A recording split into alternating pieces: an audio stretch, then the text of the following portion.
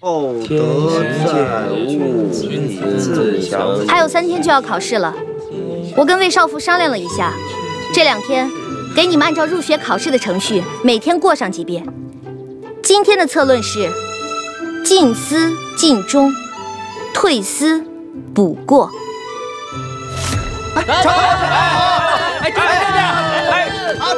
叫你们簇居，也是想让你们放松一下。所谓磨刀不误砍柴工，一张一弛，方为文武之道。今天大家就痛痛快快的打一场球，明天我们痛痛快快的考一场试。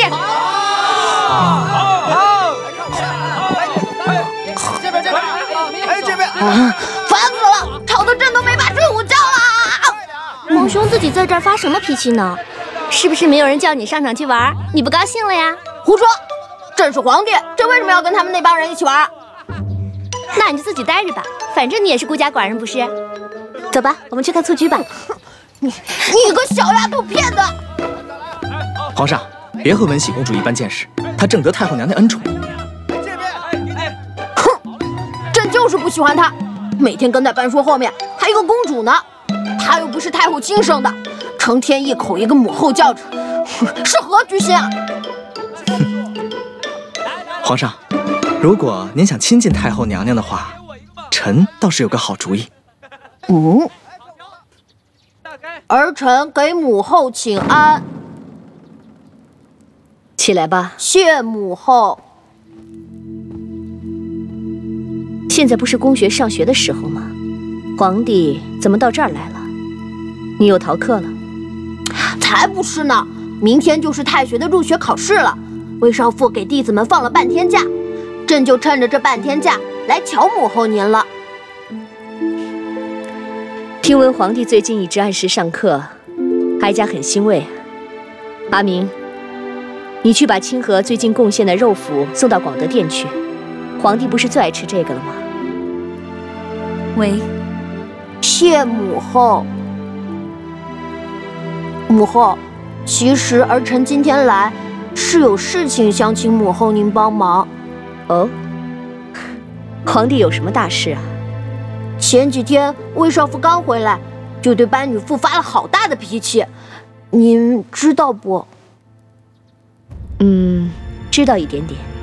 我听文喜他们说，魏少妇不满班女妇的原因，是魏少妇嫌班女妇知道了太学的门路，就没有走光明正道。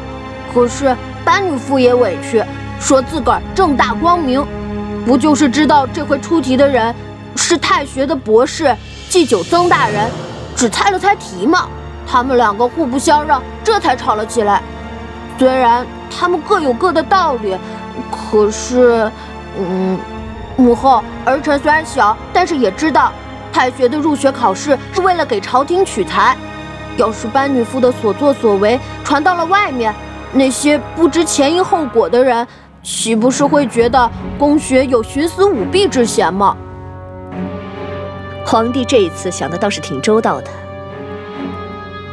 那你想哀家怎么办？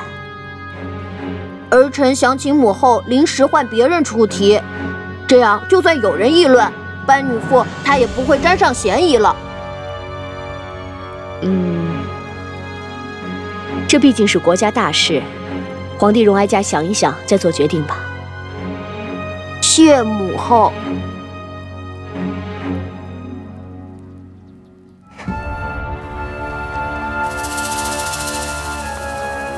太后，您不会是想听皇上的话，下旨更改考题吧？又有何不可？皇帝今天的话，哀家觉得倒确实是老成之见。太后，皇上之前和您并不亲睦，前些日子还在寿安宫对您桀骜不驯。臣可不相信班女妇对他一顿恐吓，他就能变成另外一个人。今天他在您面前说的这番话，不是有人背后指使，多半就是自己别有用心。哼，霍桓，你是侍中，你倒是告诉哀家，不敬帝王名，应处何罪？腰斩之刑。你记得就好。你最好听清楚，皇上再怎么样也是哀家的儿子，哀家自会找人来教导他。别的人最好不要多话。喂，哀家也不是傻子，你还是给哀家记清楚了，你和皇上的乳娘，还有梁王那边是怎么折腾的，哀家心里都有数。霍桓，你应该明白一点，哀家能把你从一干小吏里提拔上来，也能把你打回原形，懂吗？太后，臣对您。行了，在这个皇宫里，哀家还不想说什么真情假意，你还是替自己想明白一点，以后不该说的话就不要多说。喂，你比起你弟弟来，真的是差太多了。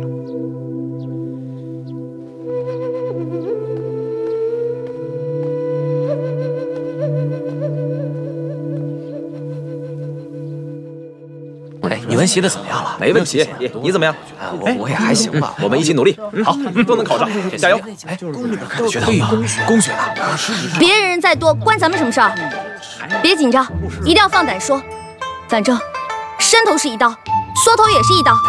女父，我看您也是挺紧张的呀。谁说的？我不紧张。好了，你们是第一回来参加入学考试，班女妇也是第一回送人入考场。所谓一回生，二回熟，习惯就好了。这么大阵势，我才不要来第二次呢。并没有咱们用功。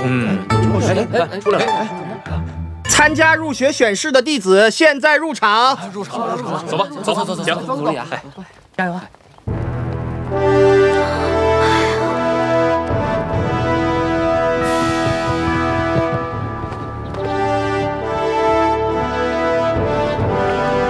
太常杨大人到。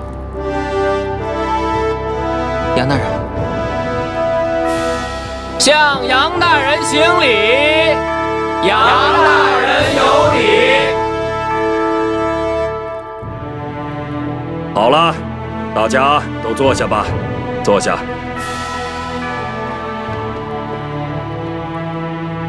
太学入学考试即将开始，不过老夫刚刚收到太后的旨意，今年出题的形式和往年大有不同。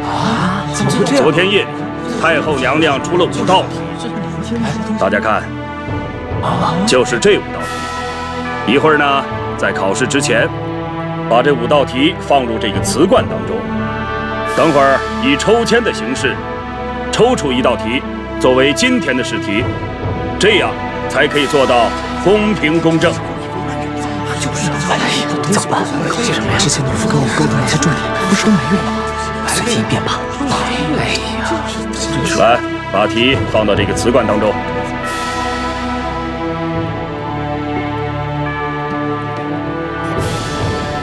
盖上。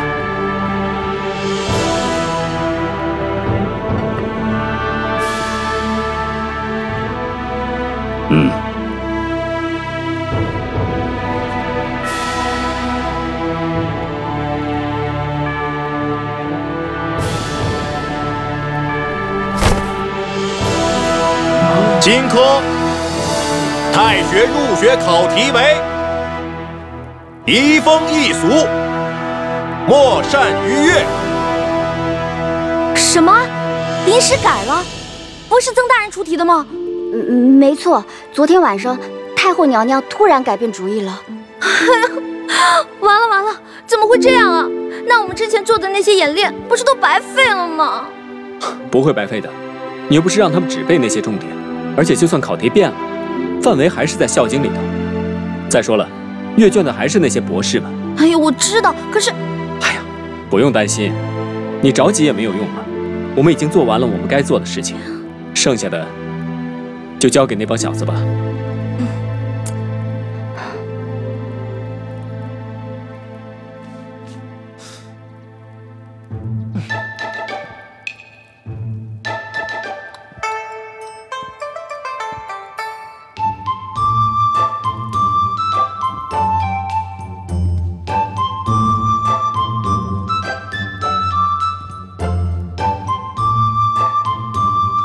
放榜了！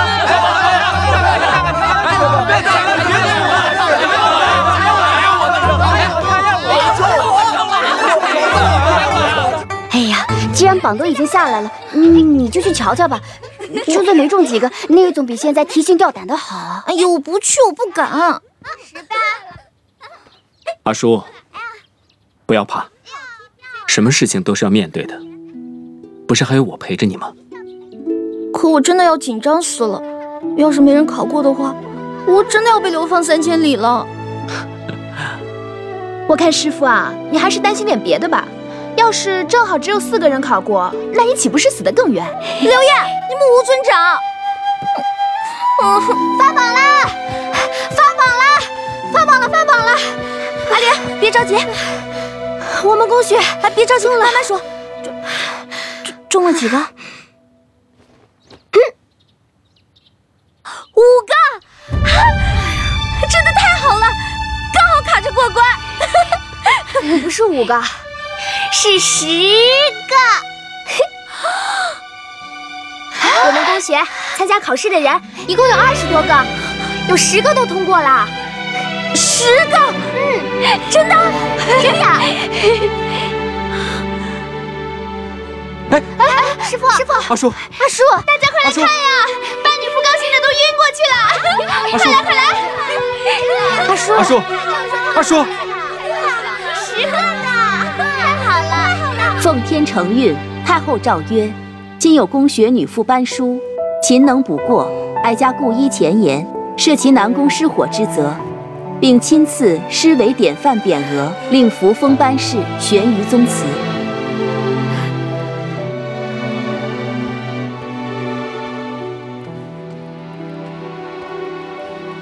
这样一来，班氏族长自会将班女妇的名字列于族谱之上。谢太后深恩，太后千岁千岁千千岁。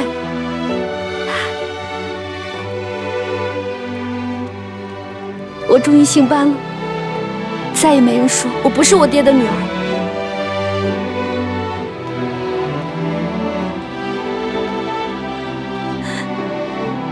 娘，我终于认祖归宗了，你在九泉之下可以安息了。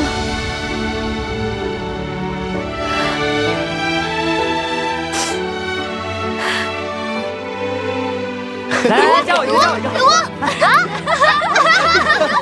来，大家尝一尝，这是我们正宗的草原羊腿肉，绝对不比东市西市的差。快去吃，班女妇，谢谢魏少妇。来，转一下。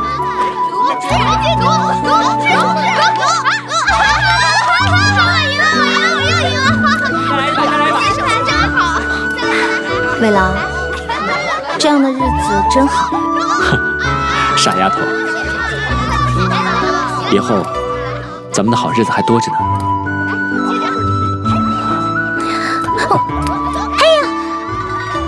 对不起啊，班女妇魏少妇，打扰你们了。说什么呢？应该是魏少妇、魏师母。刘红，你骗我是不是？魏少妇救我！叫我师公我就救你。你怎么也跟他们胡闹啊？真是的！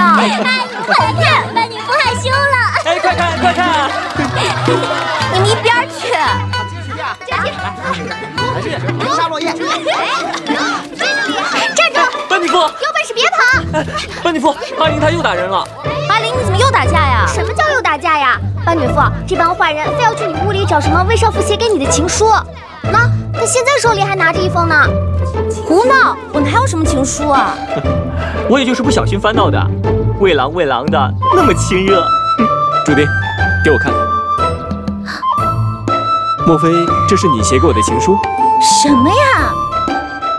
哦，这明明是莫愁夫人托我带到京城来的，给她亲人的书信。给你这封信的是位女子吧？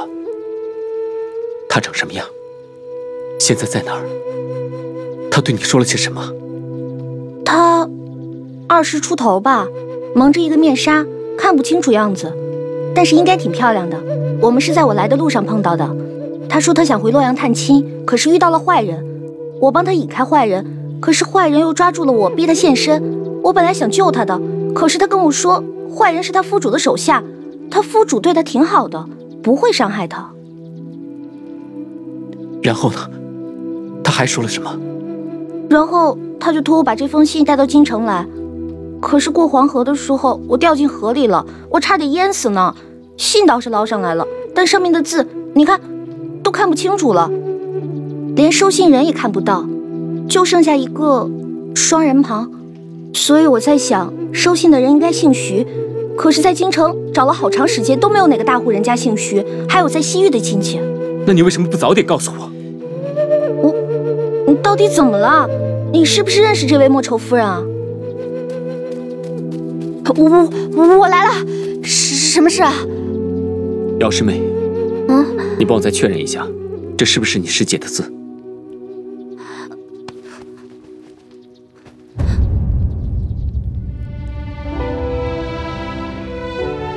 是，肯定是。师姐父亲的名字也有一个远字，所以他写远字的时候都会缺笔避讳。妾幸得未死，辗转于漠南王庭。师姐她没有死，师兄，师姐她没有死。萱草即无忧草，无忧就是莫愁，是他，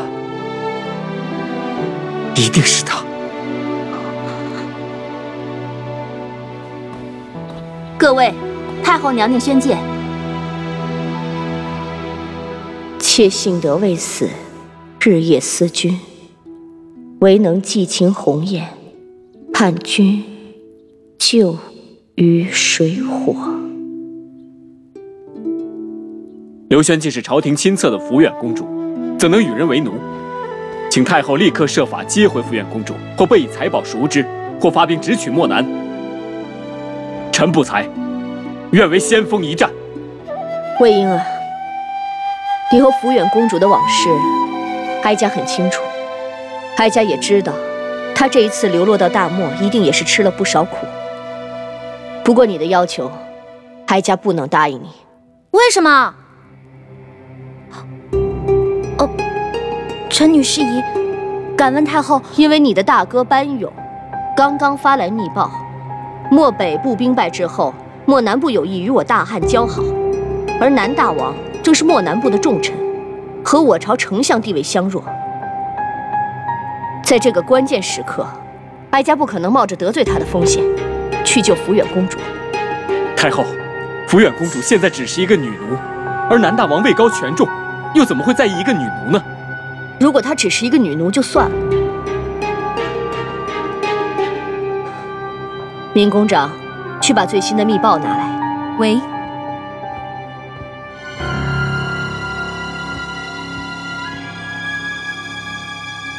这是探子前几日发来的密报，你可以看一下。南大王因为深宠一位汉人女子，不惜将其从女奴提拔为宠姬，还险些为她跟她的母亲闹翻。这位汉人宠姬就是福远公主了。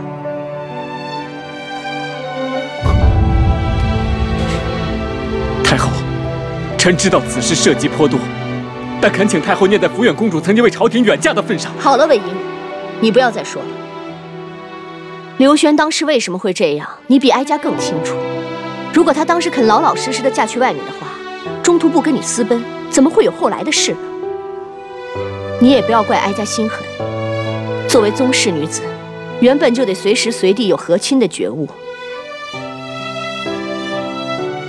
好了，此事就此打住，以后不要再提了。哀家会派使臣去那里联络。魏婴，哀家知道你对刘轩一往情深，可是你们的缘分早在很多年前就已经断了。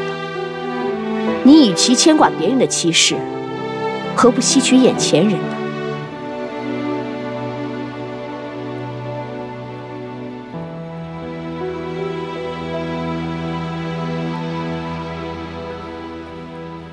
哎，怎么样？太后不肯发兵。太后也是为了朝廷大局着想，要不我们换个法子吧。我要去救他，他是因为我才出的事，朝廷不管，我管。霍恒，把你们霍家精卫借给我8个，我这就出发去救他。好，我这就去安排，别着急啊。魏师兄，有些话按理我不应该说，可是我觉得，你要这么去了漠南，把阿叔置于何地？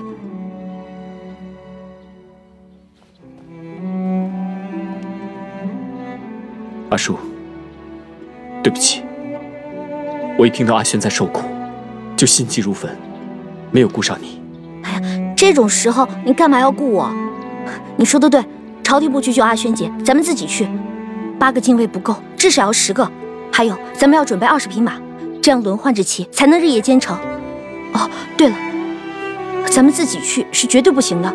我去找莫东叔，他人面广，只要肯出重金，一定能找出2个熟悉那边形势的人。对了，就这么定了，好吗？阿叔，你真的支持我去救人？当然。阿轩姐在那边受了那么多的苦，再多一天都是煎熬，都怪我太笨了。要是我没把那封信弄丢，你肯定早就找到他了。好了，咱们分头行动吧。霍大哥，你去找人；魏婴，你去准备去草原的行头。师姐，我跟魏婴不在，宫学的事儿就靠你扛起来了。啊，你也去啊？那当然，魏婴的伤还没有好利落，我一定要陪他去啊！不行，我不能让你去。为什么？阿轩姐也是我表姐啊！你大哥马上就要班师回京，他要是回来见不到你，我怎么向他交代？这有什么？反正迟早都能见到的。阿叔，这件事情没有那么轻松，随时随地可能会丧命，我不能让你冒这个风险。我要去救阿轩，是因为我欠他太多，而你不是，我绝对不会让你去的。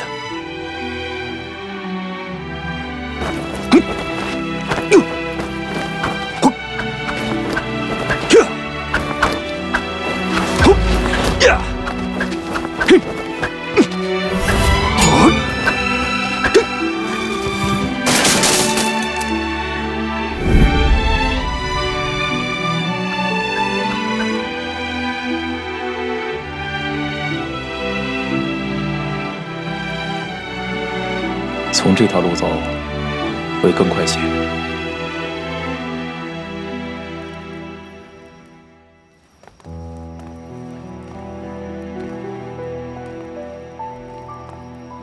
阿叔，夜深了，你早点回去睡吧。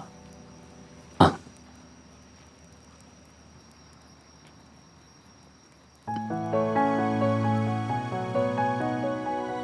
他在那边受苦，我不能不接他回来。早点睡吧。阿叔，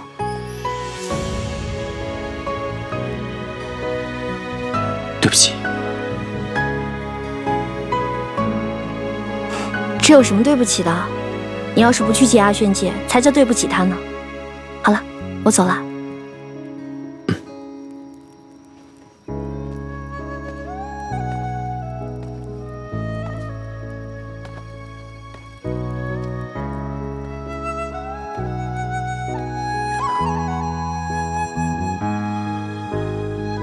姑娘，魏大人那边都已经安排好了。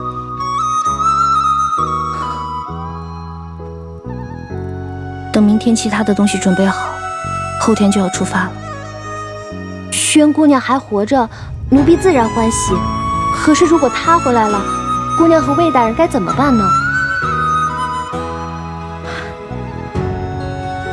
现在把阿轩姐安全的救回来，才是最大的事儿。其他的事儿我都不着急，你急什么呀？放心吧，魏婴安排事情一向妥当。肯定有解决的法子的。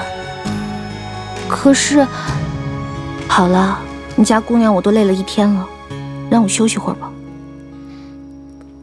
喂，那姑娘你好好休息。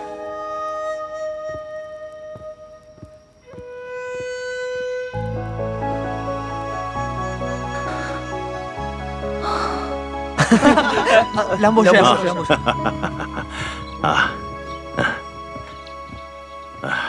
班女夫啊，班女夫。啊，梁博士，对不住，我刚才没有听到。啊，没事，谁没有个有心事的时候啊？这魏大人一走，宫学这边你又要受累了。没什么，最难的时候都已经过去了。啊，对了，梁博士，魏少妇离京的事……哦，放心，姚女妇已经跟老夫打过招呼了，我懂。魏少妇是旧病复发，这才回乡养伤。多谢梁博士了。师姐是师姐，可阿叔也是我师妹啊。如果这个时候魏师兄真的把师姐找回来了，那阿叔怎么办？谁都知道，当时魏师兄他葬轩师姐的时候，虽然名头写的是福远公主，葬的又是衣冠冢，可行的可是葬妻之礼啊。现在谁都不知道该怎么办，毕竟他们两个从小一起长大，青梅竹马的情分。要是没出和亲那档子事儿，指不定孩子都不小了。唉，谁知道后来又来了个阿叔呢？别想了，一切等老魏把人救出来再说吧。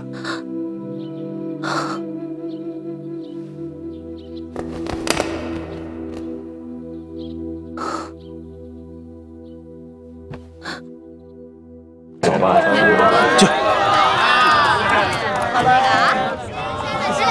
去。姑娘，前面好像撞到人了。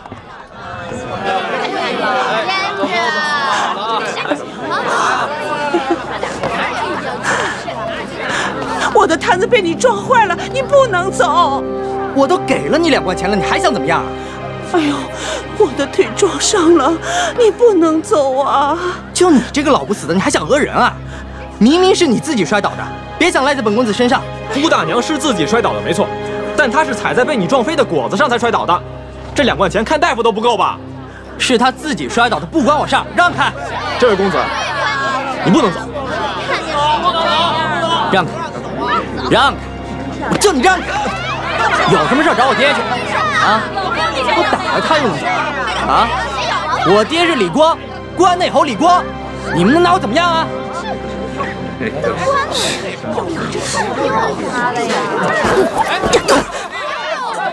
哪个狗东西？班女妇，我还是第一回看到这么耀武扬威的学生。站起来，给大娘赔礼道歉。凭什么呀？啊，他不过是一个贱民，我已经给过他钱了。你再说一次。他不过是个贱民，我已经给过他钱了。呀，你打我啊！你等着，你等着！我的爹是李光，关内侯李光，他肯定会收拾你的。好，我等着。但你现在必须给大娘赔礼道歉。我不道，我凭什么道啊？你不用摆着你的破女妇的范儿，大不了我退学就是了。对，你可不是朝廷命官，老子身上可有名爵的爵位，老子比你大，你屁都不是。老百姓还有好日子过吗？谁在那放屁呢？哼，原来是李勇啊！你可真是出息了，在大街上面居然敢对女妇不敬。怎么了？一个女妇算得了什么呀？啊！本少爷的爹是关内侯李光。大胆！来人呐！哎，等一下，阿爷，我自有分寸。来来，我跟你们说啊，一会儿你们都听我的，你们这样做，知道了吗？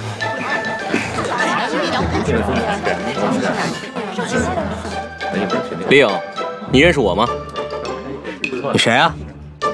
你记好了，我就是你刚刚考进的太学的学长，我爹是列侯吴登，刚好比你爹高一级。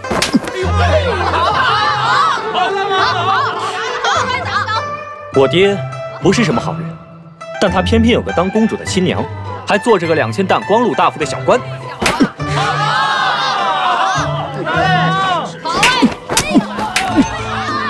巧了，我也是个公主，我爹姓刘，是先皇的亲兄弟。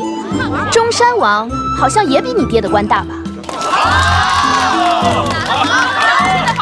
大娘，来，起来。慢点哈。你爹是李光，你就觉得打这位大娘不算什么了？那现在他们打了你，也不算什么了？女妇说的对，做师兄的教训师弟，那是天经地义。把你身上的钱袋拿出来，拿呀！哦。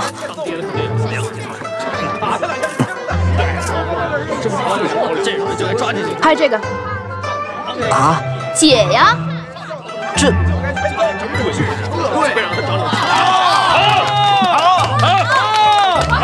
好吧，大快人心呐！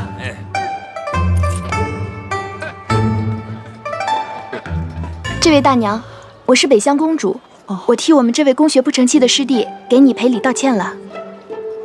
这根腰带可以换些钱，这儿还有些金子，你先拿着，找个大夫好好瞧瞧。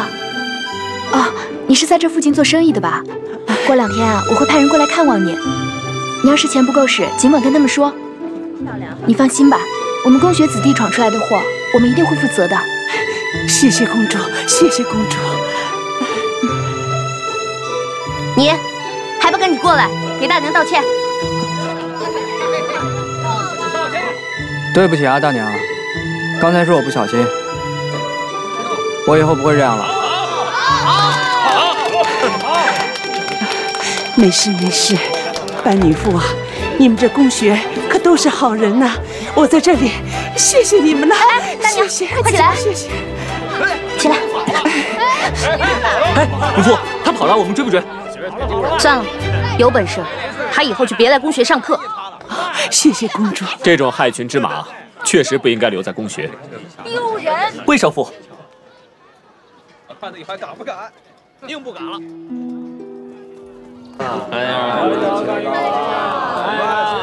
本来想去攻学那边接你，没想到晚了一步。怎么想着来接我呀？东西都收拾好了。明天一大早，辰时3刻就该出发了。早去早回，反正就几天时间，我就不去送你了。好，你不是一直喜欢吃那边的驼峰府吗？我正好带一点回来给你吃。对了，到了那边一切要小心，你的腿还没有好利索呢。跟那边的人打仗，一定要冲着马去，马倒了，他们就倒。我知道，我和他们交过手。我忘了，算我白费心了。干什么？啊，是啊，对啊，哎，就这么回事。弄明白了就明白了，弄不。刚才我叫刘燕他们打人，你瞧见了吧？是不是觉得我又莽撞了？你看我就是这副德行，一遇到事情总是冷静不下来，怎么着都没有一个女妇的样子。不，这回你做得很好。身为女妇，攻学的声誉自然要维护。这种不成器的弟子，理应教训他一下。魏莹，你是不是觉得对我心里有愧，所以今天才破天荒的没有骂我？我心里清楚得很，我今天就是生气，我就是冲动，我就是想教训人，我想什么就做什么，用不着你假惺惺的夸我。我没有，你想多了。你有，我看你的眼睛我就看出来了。我知道自己应该大度，应该开开心心的等你和阿轩姐回来。可是，一想到以后的事，我的脑子就发懵。我知道我比不过阿轩姐，也不应该和她抢。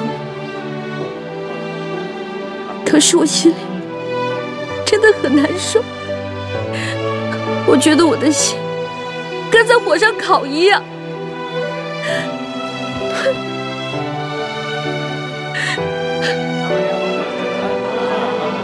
我明白，我明白，我都明白。我知道我自己有问题，那边那么危险，我应该盼你和阿轩姐平安回来才是。可是我不知道为什么，我只知道我自己好难过，我还差一点盼着你跟他都不要回来了。我真的好卑鄙，我好恶毒，我真的不想这样。傻丫头，这不叫恶毒，只要是恋人，都会想着独占对方。对不住，我光顾着阿轩，没有考虑到你的感受。阿叔，你相信我，如果我能平安回来，我一定不会让你受委屈的。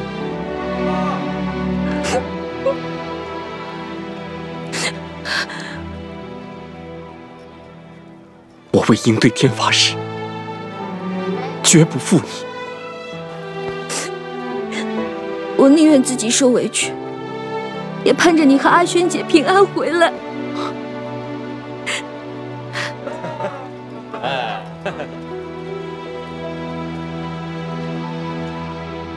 好好照顾你家姑娘，我不在京城的时候，记得提醒她，要按时吃饭。她要是无聊了，就多请姚女夫过来陪她聊聊。府里需要什么照应，就去找霍将军。喂，爹，就是他们搬家的人欺负我。哼，好你个班女妇，难道你长3头6臂，竟敢打我的儿子？别动，老实点。李大人，魏大人，多日不见，你这是？先不着急叙旧，不知李大人来班府，是不是来找班女妇麻烦的？哼，我的儿子在街上走得好好的，不小心碰到了一个水果摊子，你看，就被他们打成了这个样子啊！老夫我实在是想不通啊！哼，我过来讨个公道。以魏某看，您这个公道还是别讨的好。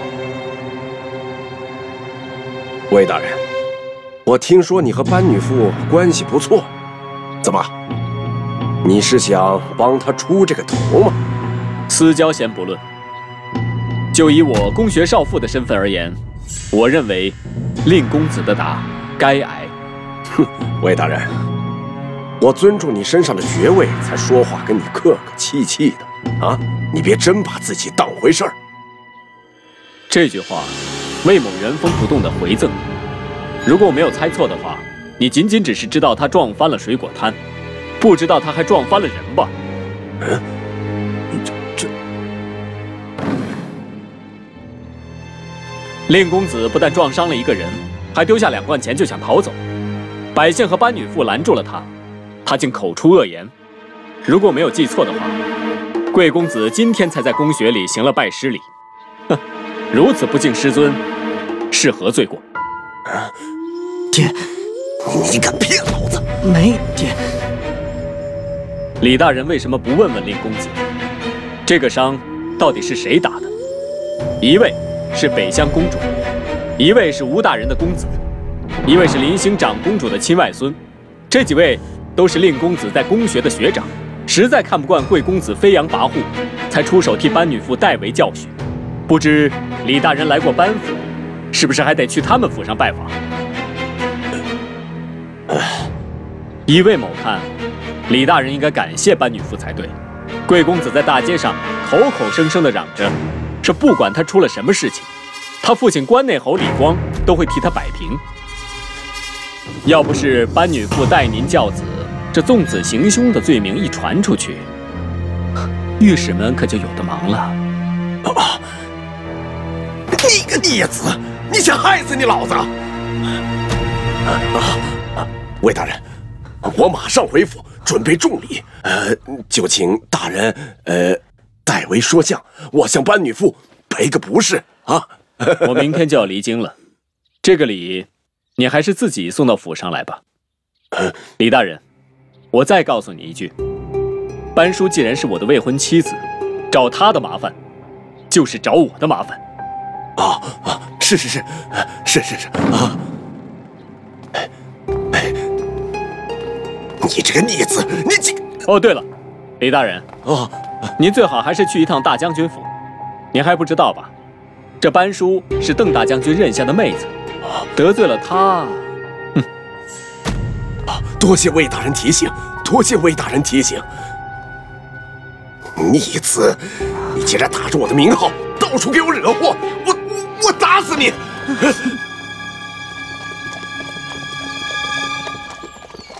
好了，就送到这里吧。那好，你一切小心，帮我照顾好阿叔。没问题。对了，昨天晚上，李光跑到邓志家门口负荆请罪，口口声声说不该得罪了他的义美班叔，这事是不是你干的？我不在京城，总得防着邓志趁虚而入。反正阿叔对他也没有男女之情，先把这名分定下来，他行事也有个顾忌。你呀，算了，什么事都不重要，一切平安至上，保重，保重。出发！撤！撤！